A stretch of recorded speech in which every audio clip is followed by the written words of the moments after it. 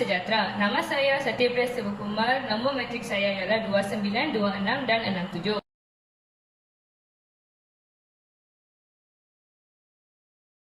Seni bela diri merupakan satu kaedah bagi seseorang mempertahankan diri daripada serangan musuh. Pada zaman dahulu, kaum lelaki diwajibkan mempelajari atau mempunyai ilmu bela diri. Setiap bangsa mempunyai ilmu seni bela diri yang berkembang hasil cetusan tempatan atau diubah suai daripada seni bela diri luar yang seterusnya meresap masuk dan diwarisi sejak turun-temurun. Seni pertahanan diri telah diwujud berkurun abad dahulu. Antara yang popular di Malaysia ialah seni persilatan Melayu.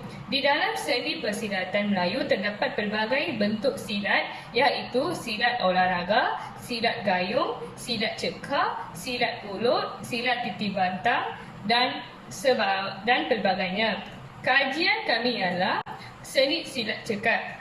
Seni silat cekar ialah silat yang benar-benar asli yang bertanggungjawab digunakan untuk mempertahankan diri. Gerakan dan sistem dalam silat ini menepati kesesuaian gerak-geri semula jadi manusia yang berteraskan fikiran yang sihat dan jiwanya yang tenang dan paksikan agama Islam. Seni silat cekar ini mudah dipelajari dan menitikberatkan dari segi pertahanan diri supaya pengamalannya terlatih dengan sifat keberanian dan kesabaran. Silat cekar ini merupakan antara seni bela diri yang terdiri daripada 99% pertahanan dan hanya 1% untuk menyerang. Ilmu silat ini adalah ilmu yang dapat digunakan untuk menjaga keselamatan diri, nyawa, harta benda, keluarga, bangsa dan sebagainya. Ilmu silat menitikberatkan prinsip mempertahankan diri supaya penutupnya lebih berani, bukan mengganas atau menceroboh. Hanya apabila keadaan terpaksa baru diperbolehkan untuk menyerang dan hanya 1% supaya dapat menamatkan musuh dengan berkesan. Dalam kajian ini, kami dapat 5 objektif kajian. Yang pertama ialah menjelaskan hubungan seni silat cekar dengan silat lain dan agama Islam, menguraikan peringkat seni silat cekar dalam masyarakat Melayu, menjelaskan senjata yang digunakan dalam seni silat cekar dalam masyarakat Melayu, memahami pantalaran seni silat cekar dalam masyarakat Melayu dan akhirnya membincangkan pakaian seni silat cekar dalam masyarakat Melayu.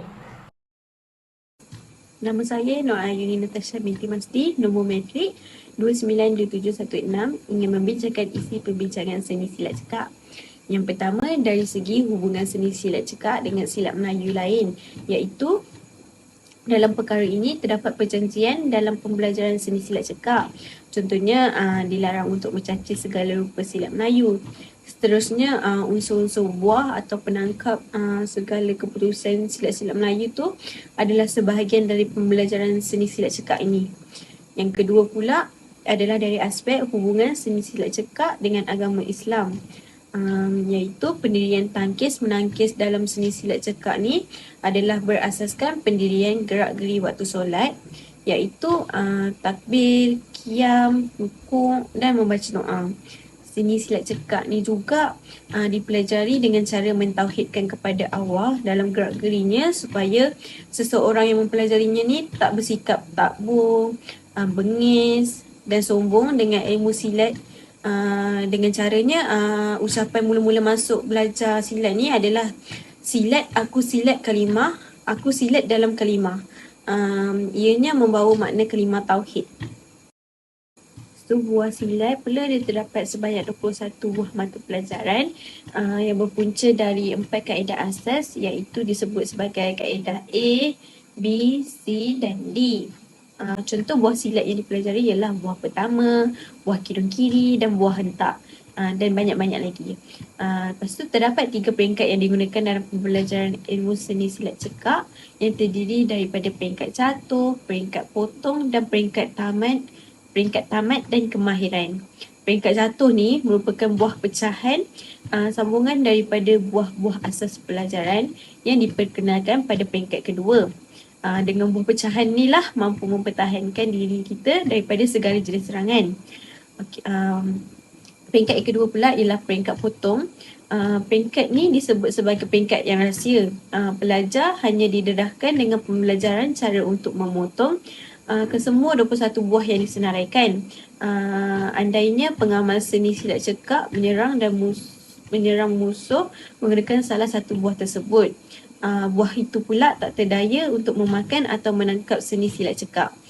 Yang ketiga, peringkat tamat dan kemahiran, iaitu buah pecahan sambungan daripada buah-buah asas pelajaran yang diperkenalkan pada peringkat kedua. Dengan buah pecahan inilah mampu mempertahankan diri daripada segala jenis serangan. Assalamualaikum warahmatullahi wabarakatuh. Nama saya Rabiatul Adwiyah binti Yaakob, nombor matrik 292697. Seterusnya ialah pantang larang dalam seni silat cekak. Yang pertama ialah tidak boleh derhaka kepada guru. Di dalam silat cekak ini akan mempunyai seorang pelatih silat dikenali sebagai Tok Guru yang akan melatih para pesilat daripada peringkat pertama hingga peringkat tertinggi. Para pesilat perlulah menghormati Tok Guru agar ilmu yang dituntut mereka lebih mudah difahami. Seterusnya yang kedua pula, tidak boleh menderhaka kepada ibu. Hal ini kerana jika seseorang anak yang sedang menuntut ilmu menderhaka kepada ibunya, maka setiap ilmu yang dituntut olehnya akan menjadi sia-sia. Terutamanya dalam silat, ilmu tersebut akan menjadi susah untuk dipelajari dan diperhatikan. Seterusnya larangan yang ketiga pula, tidak boleh menderhaka kepada bapa. Bapa adalah orang yang mengajar kita sebelum kita mengenali kehidupan dan berdikari.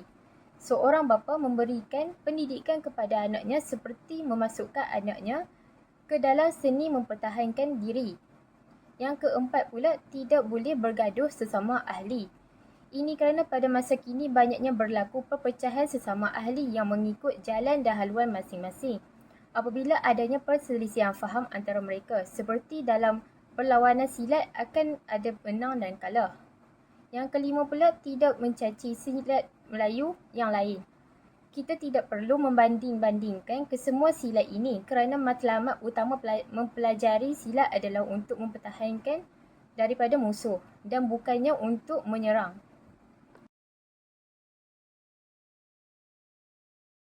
Pakaian seni silat cekak dalam masyarakat Melayu. Yang pertama ialah baju silat. Pakaian seragam silat dibuat daripada bahan polikatil, iaitu tekstil kain yang fleksibel, rapat dan dingin, dan jahitan yang sangat tahan lasak. Rekaan baju Melayu pula ialah cekak musang. Seluar baju silat mempunyai kain tambahan supaya tidak mudah terkoyak ketika membuka langkah tendangan kaki. Baju silat ini sesuai untuk latihan silat dan juga pertandingan olahraga silat.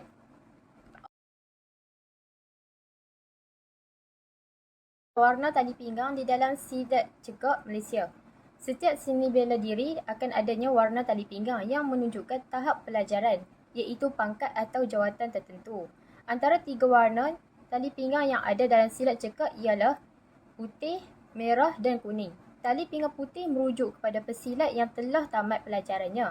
Seterusnya, tali pinggang merah pula merujuk kepada pesilat yang telah tamat pelajarannya, diberikan tanggungjawab dan amanah untuk mengajar ahli pesilat yang baru.